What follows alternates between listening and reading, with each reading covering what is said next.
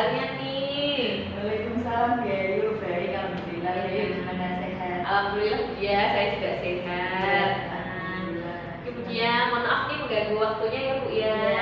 Gimana Bu? Ini Bu, kita kan hari ini mengadakan percakapan pra-observasi ya Bu ya, mengenai nanti sebelum saya akan mengamati nih jalannya proses pembelajaran yang akan Bu Diah lakukan di dalam kelas gitu.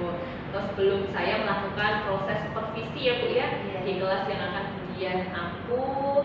Dan sebelumnya ini saya menjelaskan dulu ya Bu ya. Adapun tujuan dilakukannya supervisi adalah untuk mengetahui ini dan juga mengevaluasi jalannya proses pembelajaran yang nantinya Ibu akan lakukan gitu.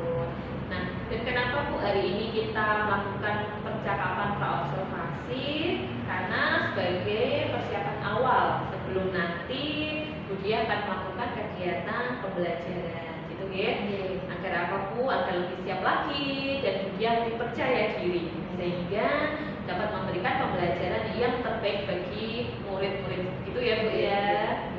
Nah, sebelumnya nih Bu Diah ada beberapa pertanyaan yang akan saya sampaikan kepada Ibu. Yang pertama nih Bu, mengenai tujuan Bu Diah. Kira-kira apa nih tujuan pembelajaran yang pengen nantinya Bu Diah capai seperti itu? Untuk tujuan pembelajaran ya Bu ya. Untuk tujuan pembelajaran itu berdasarkan rancangan ya. Rancangan pembelajaran yang saya tuliskan itu ada 3 tujuannya. Yang pertama itu peserta didik dapat membentuk jalinan pertemanan. Nah, kemudian untuk tujuan yang kedua itu bagaimana nanti peserta didik itu bisa membangun jalinan pertemanan. Dan yang terakhir itu peserta didik dapat beradaptasi karena kan ini lingkungannya masih baru. Jadi bagaimana peserta didik itu dapat beradaptasi di lingkungan yang baru, misalnya di sekolah ini. Oke Bu Diah, berarti ini ada 3 ya Bu ya tujuan pembelajaran yang nantinya Bu Diah ingin capai seperti itu. Nah Bu Diah nih, bagaimana dengan area pengembangan yang ingin Bu Diah capai atau ingin Bu Diah lakukan nantinya seperti apa? Untuk area perkembangannya ya, mungkin saya itu lebih menekankan pada bagaimana sih nanti kematangan hubungan dengan teman sebayanya. Saya lebih tekankan di area perkembangan ini. Oh gitu, berarti yang ingin Bu Diah tekankan adalah kematangan hubungan teman sebaya gitu ya Bu ya. Nah Bu Diah, kira-kira ini apa Bu? Model atau strategi pembelajaran apa sih Bu yang nantinya Bu Diah akan lakukan pada saat pembelajaran di kelas seperti itu? Untuk modelnya sendiri ya, untuk pembelajarannya saya melakukan model discovery learning Bu. Jadi nanti di sini bagaimana nanti peserta didik itu memahami konsep, arti dan hubungan melalui proses intuitif untuk akhirnya sampai kepada suatu kesimpulan. Nah, kemudian discovery ini terjadi apabila individu atau siswa tersebut terlibat terutama dalam penggunaan proses mentalnya untuk menemukan beberapa konsep dan prinsip. Oke, ya baik sekali ya Bu ya. Jadi yang akan Bu Diah terapkan di dalam kelas itu menggunakan model pembelajaran discovery learning gitu ya Bu ya. Dan tentunya itu pembelajaran berdiferensiasi yang diintegrasi dengan pembelajaran sosial emosional anak ya Bu ya. Dengan metode dan model pembelajaran discovery learning itu tadi gitu. Nah, Bu Diah, bagaimana nih Bu dengan media pembelajaran yang akan Bu Diah pergunakan nantinya di dalam kelas untuk media pembelajarannya? Ya, untuk medianya paling ya simple sih Bu. Untuk medianya mungkin saya menggunakan materi layanan jelasnya ya materi dan kemudian yang keduanya alat tulis untuk berselanjutnya itu saja. Oke Bu. Nah, kira-kira Bu Diah, kapan Bu Diah akan melakukan kegiatan pembelajaran yang nantinya akan saya supervisi itu di hari apa dan di kelas mana dan jamnya itu kira-kira nanti jam berapa gitu?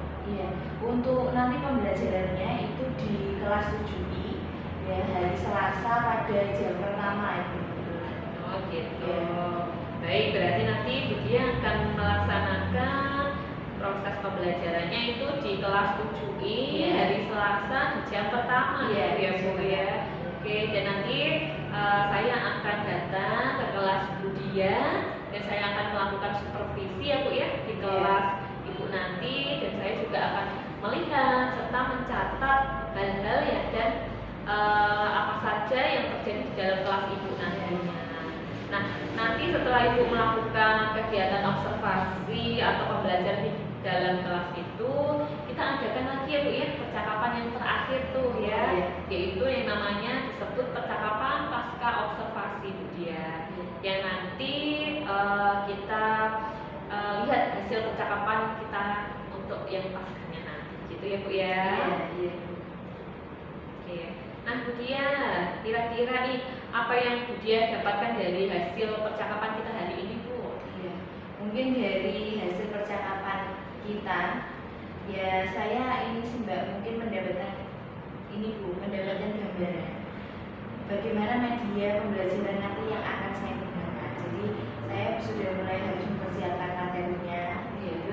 Jadi nanti biar sudah siap gitu jika nanti sudah melakukan pembelajaran di kelas. Oke, terima kasih banyak loh ya Bu Dia atas waktunya dan sudah bersedia berbincang-bincang dengan saya di percakapan pra-observasi ini Bu Dia. Sampai bertemu nanti ya Bu Dia di kegiatan observasi di hari Selasa, tepatnya di jam pertama ya Bu ya, di jam pertama di kelas 7I gitu ya Bu ya. Demikian Bu Dia percakapan kita hari ini. Sampai bertemu di kegiatan observasi dan juga percakapan untuk pasca observasi ya Bu ya. Dan sehat selalu untuk Bu Dia. Saya sekali lagi terima kasih dan saya cukupkan percakapan hari ini ya Bu ya. Terima kasih Bu Dia. Assalamualaikum warahmatullahi wabarakatuh. Waalaikumsalam. Untuk ketua kelasnya silakan berdoa terlebih dahulu. Mari teman-teman kita berdoa.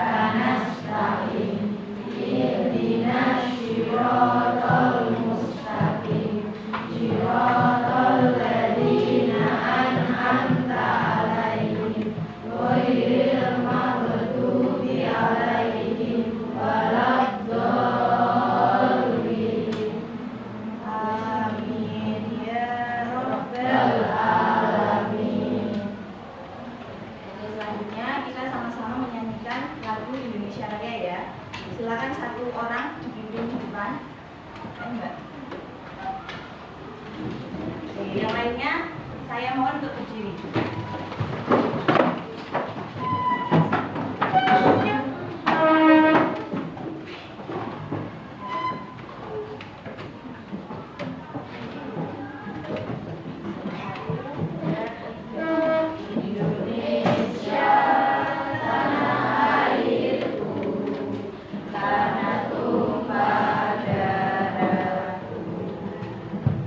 Di sanalah aku berdiri.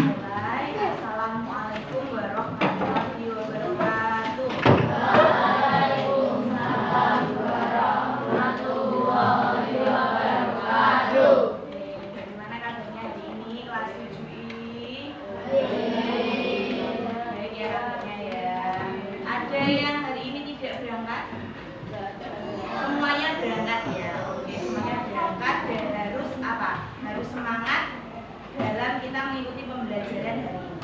Oke, ya. Untuk hari ini, dia mau memberikan sebuah materi, tentang berteman dengan siapa saja. Nah, karena kita di sini, teman-teman di sini baru, ya kan, dari kelas 7, jadi membutuhkan banyak sekali adaptasi, mengenali banyak karakter, ya. Teman-temannya baru, lingkungannya baru, kakak kelasnya baru, ya. Nah, kemudian berteman dengan siapa saja. Nah, tentang ini sebelumnya dia mau tanya dulu, teman sebaya. Pernah dengar teman sebaya? Pernah dengar ya? Teman sebaya itu apa sih? Coba, ada yang tahu teman sebaya itu apa? Apa? Seumur, ya betul. Ada lagi? Ada lagi? Teman sebaya itu apa? Halo, semangat ya, fokus ya. Teman sebaya itu apa? Teman sebaya itu adalah orang yang statusnya sama dan usianya pun juga sama. Makanya kenapa dibilang sebaya itu sama dengan setara. Seusia, artinya seusia di sini. Kalian berapa usianya rata-rata? 11. 14, ya 14. Ya, rata-rata 14 gitu ya. Rata-rata 14 tahun. Kemudian statusnya juga sama. Nah, statusnya sama. Gimana Bu maksudnya? Statusnya sama adalah sama-sama pelajar SMP kelas 7. Nah, itu yang dimaksud dengan teman sebaya. Ya. Nah, teman sebaya ini biasanya adalah teman yang memberikan kita kenyamanan. Ya, memberikan kita apa, Mas? Teman sebaya itu yang memberikan kita kenyamanan. Nah, kenyamanan sebagai teman. Kalau istilah kerennya kalau zaman sekarang apa? Bestie. Nah, biasanya disebutnya apa? Bestieku. Kalau bestie itu biasanya adalah teman dekat. Ya kan?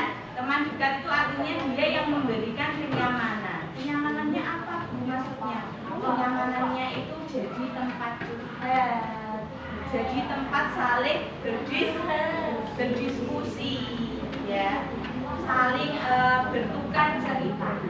Nah, itu artinya yang memberikan kenyamanan. Nah, saking nyamannya sampai sekolah aja kepengen berangkat bareng, jajan bareng, pulang sekolah bareng. Artinya nyaman dengan temannya tadi. Itu ya. Nah, kemudian di sini dia mau menjelaskan terkait dengan fungsinya apa sih itu teman sebaya. Fungsinya apa sebenarnya? Nah, fungsinya di sini ada 4. Yang pertama adalah memberikan dukungan sosial, moral, dan emosional. Dukungan sosial itu apa, Bu?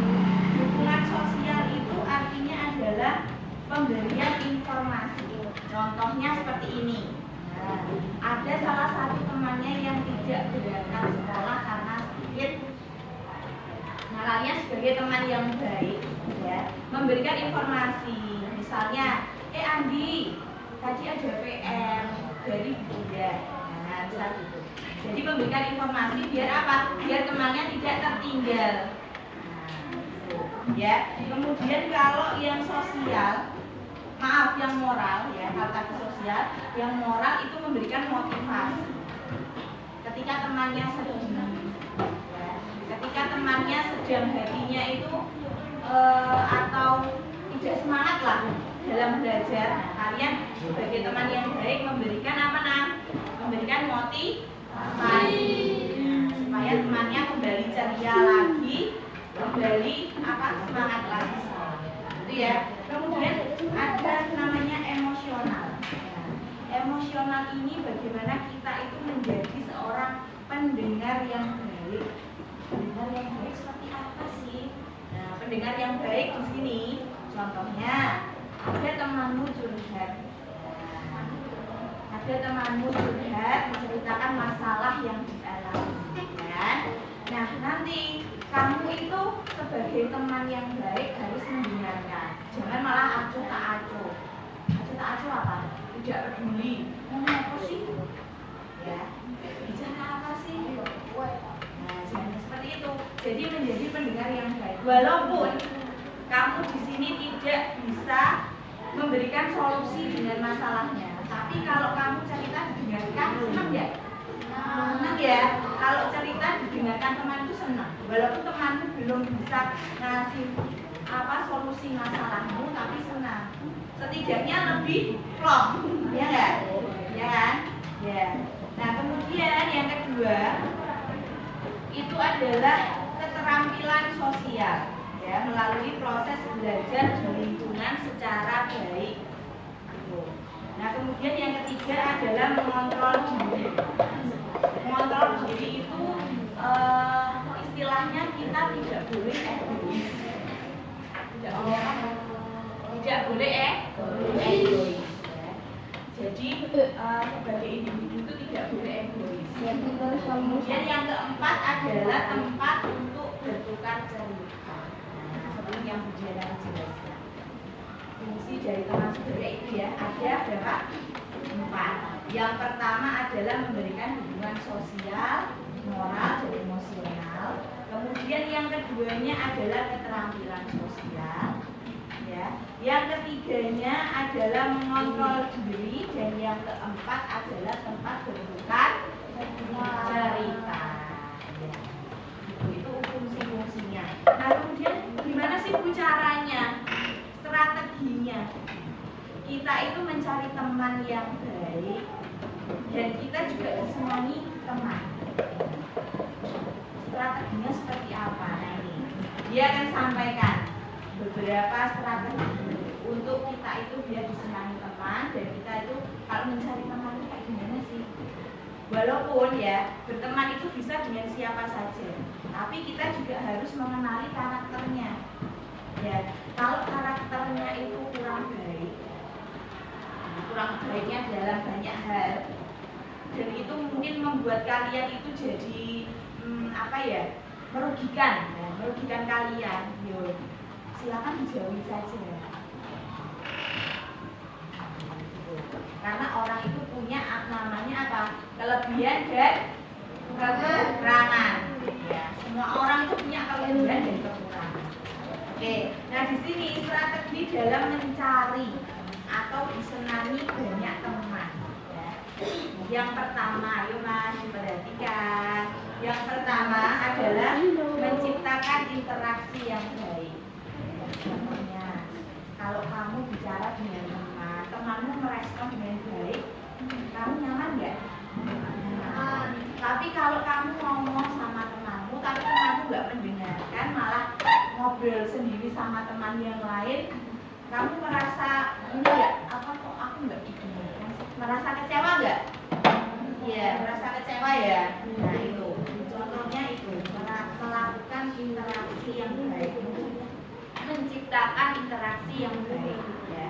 Komunikasinya harus ada umpan balik. Ya.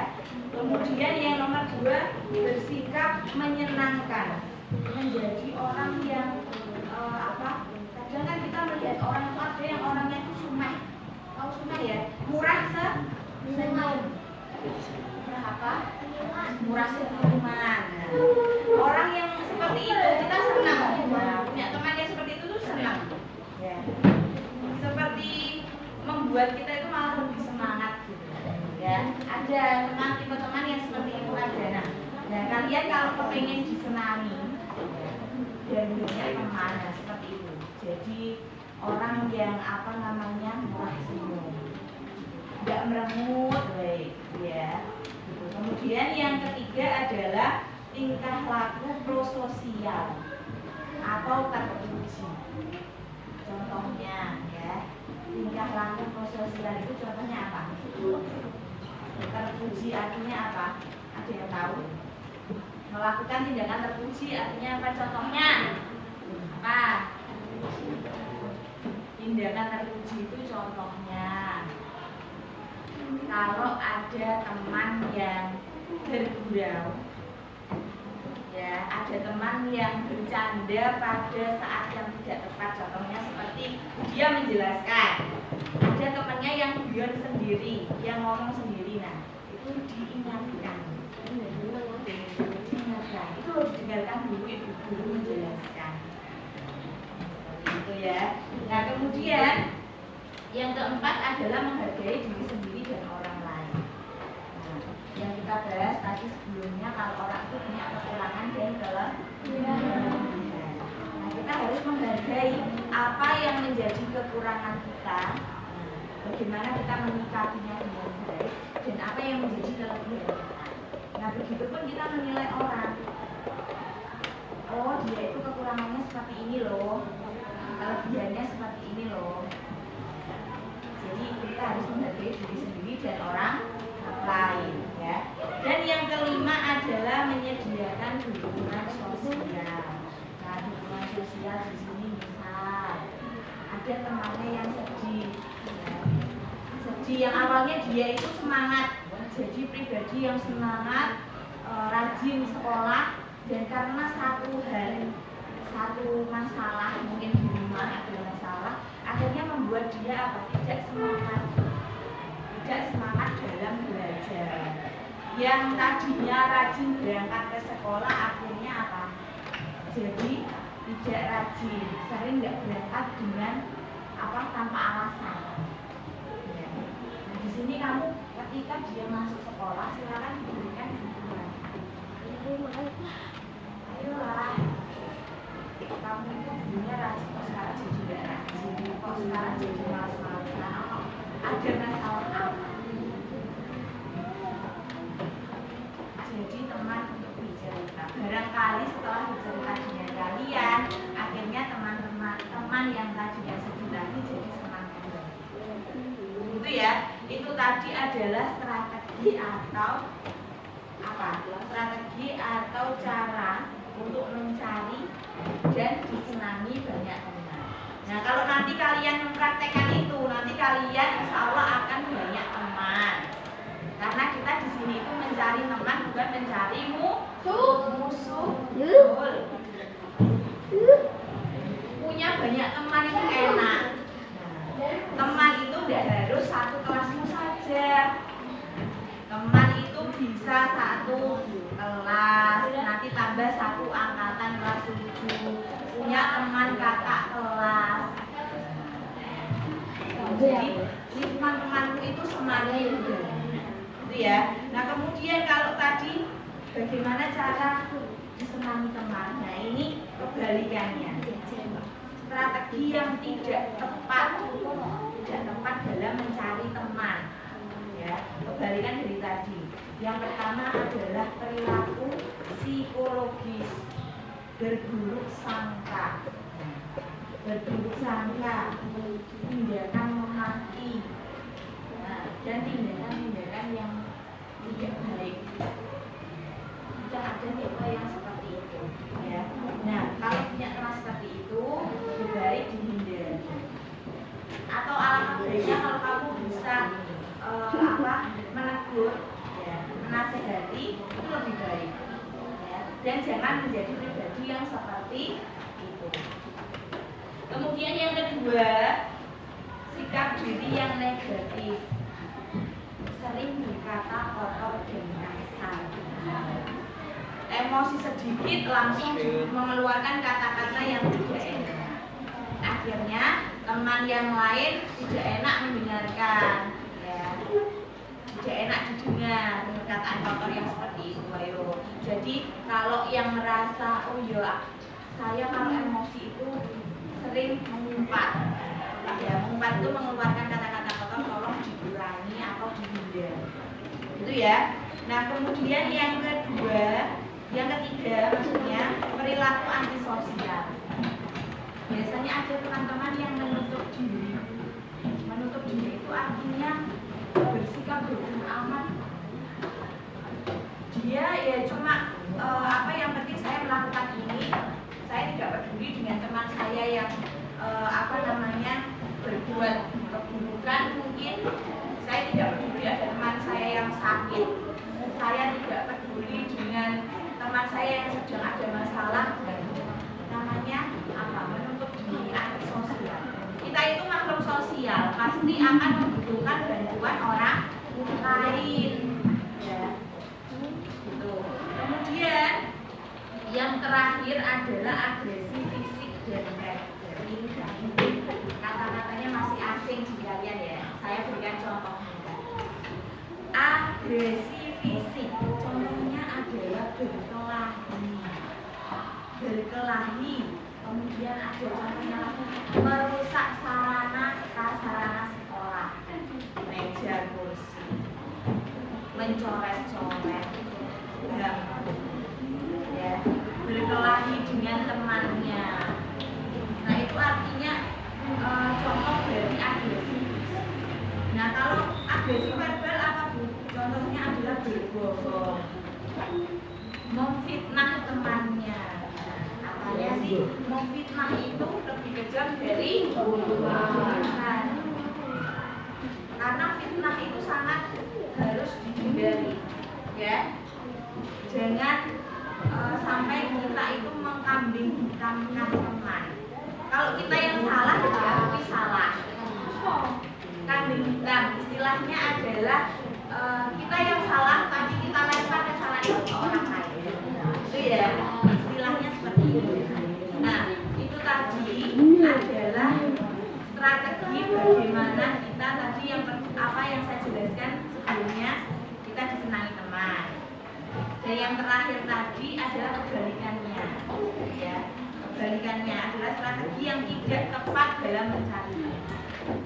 Nah, di sini dia, ya. Kesimpulannya dari yang tadi, kita boleh berteman dengan siapa saja. Tapi silakan lihat karakter teman. Apakah dia baik? Apa dia kurang baik? Jika memang kurang baik, ya, lebih baik dari. Tapi alangkah baiknya jika kamu bisa merubah sikap yang tidak baik tadi menjadi baik. Itu ya, itu penjelasan materi sedikit dari dia. Untuk sejauh ini ada yang ingin ditanyakan atau ada yang kurang paham? Ada tidak? Sebelum nanti dia akan membentuk kelompok. Ada? Tidak ya, saya kira sudah paham semua dan bisa diterapkan di kehidupan sehari-hari. Nah sekarang dia minta tolong, ya, satu kelas ini membuat 4 kelompok, ya. Nanti kelompoknya berderet saja. Kelompok 1, kelompok 2, kelompok 3, kelompok 4, ya. Nanti silakan jadi satu duduknya di bangku yang tengah, ya. Yuk silakan membentuk kelompok. Yuk. Kursinya dibawa ke tengah. Yuk.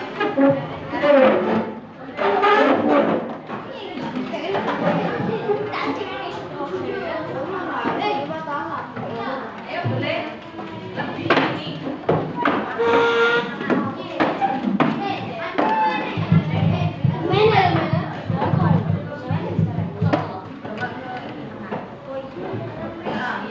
Ayo.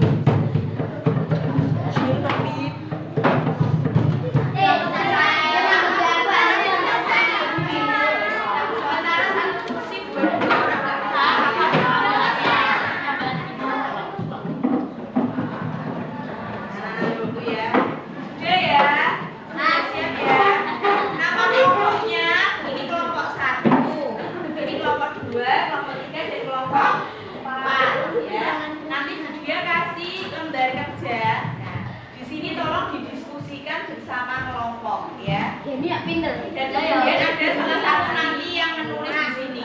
Itu ya. Saya ada Kelompok 1, kelompok 2. Ya,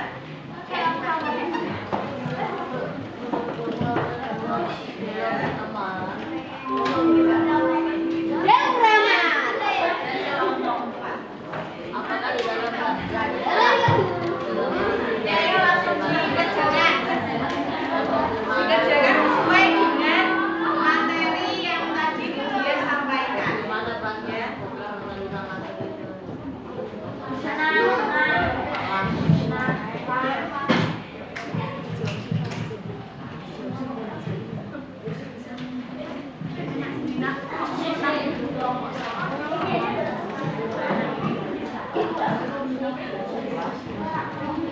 Tulisan ciri-ciri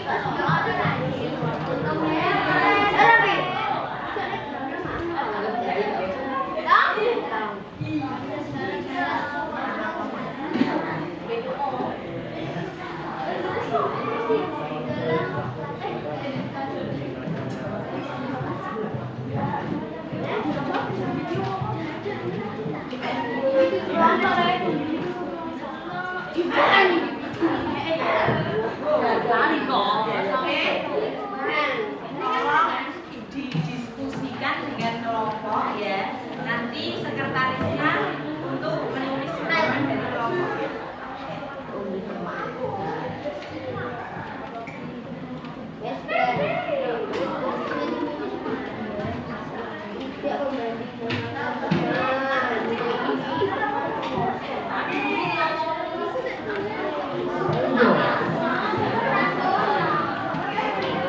John.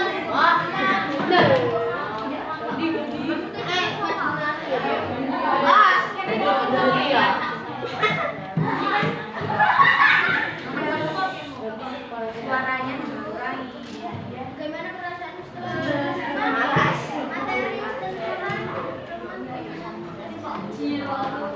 sangat senang. Limonku sangat senang. Musik Pinong lah kalau SD.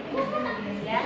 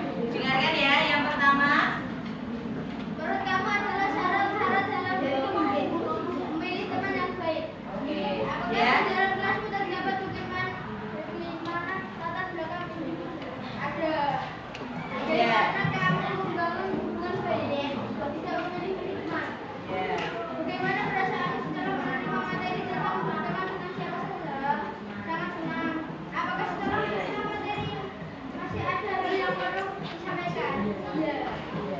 Oke. Nah, sini coba dia boleh pinjam sini Mas. Sini dulu. Oke. Menurut kamu adakah syarat-syarat dalam berteman? Ada ya? Dan memilih teman yang baik. Oke. Nanti mungkin dari kelompok lain ada yang ingin menambahkan. Apakah di dalam kelasmu terdapat berbagai macam latar belakang individu? Iya, ya. Jawabannya iya. Banyak latar belakang individu. Itu ya. Nah, kemudian yang nomor 3, bagaimana kamu membangun hubungan baik? Ya. Nanti bagaimana? Cara membangun hubungan yang baik gimana? Dia jelaskan. Apa? Ada yang tahu? Tidak memilih-milih teman, ya oke betul, tidak memilih-milih teman. Nah, cara membangun hubungan yang baik itu seperti apa? Lebih dijelaskan lagi, gitu ya. Kemudian yang 4, bagaimana perasaanmu setelah menerima materi? Sangat senang, sangat senang karena dapat ilmu. Oke. Nah, apakah setelah materi ini selesai, apakah masih ada hal yang perlu disampaikan? Ya, hal yang perlu disampaikannya seperti apa? Gimana? Masih ada hal yang perlu disampaikan terkait dengan apa? Terkait dengan materinya. Oke. Itu untuk hasil kerja kelompok 1. Ya, kita mau di-upload dulu semuanya.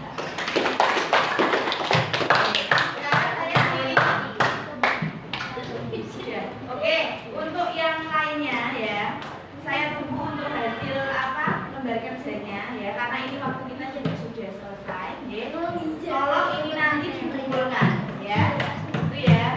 Untuk pertemuan kita hari ini kita cukupkan sekian ya. Semoga untuk materi yang dia sampaikan ini bermanfaat untuk kalian ke depannya.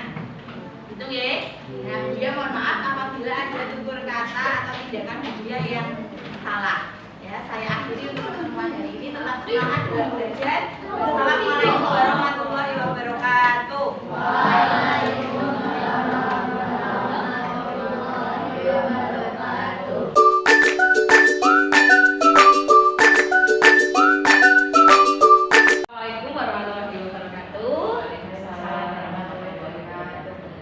Baik, kemudian nih saya mau izin karena memang ini saya perkenalkan dulu. Beliau adalah pengajar praktik saya.